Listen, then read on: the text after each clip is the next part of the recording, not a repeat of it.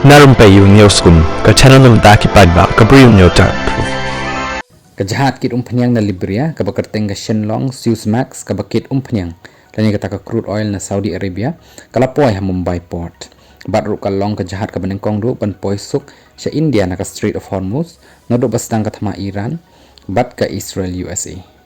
Kani kajahat ka balakit umpanyang, kabalawan na Ras Daruna port, Saudi Arabia ka shitarik jaw match, batru ka balami hakalay tarik hi jaw match. Katkum ka maritime tracking data kani kajahat ka ladon haka Strait of Hormuz nahadu ka pratarik swaban penlip no ya kata ka tracking system bat bala tip ru bakum ka automatic identification system AIS transponder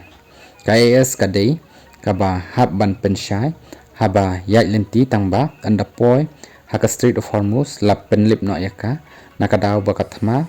bat ru ba klem pensyai biang pat ya ka haru ka khandai tarik par umach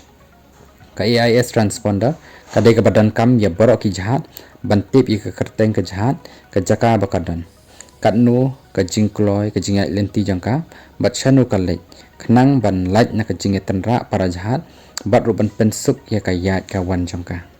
kani ka jahat kala poi ha ka Mumbai port men chisni ha ka port Mumbai shibaji bat ru lapan sange no ya ka ha Jawahar di hakapor kumba nriu baji nriu minit janmi lakit ru hadu shilak laipusan haja laispa laipusan metric ton ka umpanyang lani kata ka crude oil bat kaban la ru ban pha shaki refinery ha Mahul Eastern Mumbai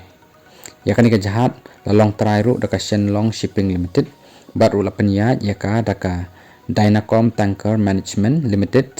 na Athens kadon ro kumba arf khandai ngut ki batray bakan thop ikinong India Pakistan bat Philippines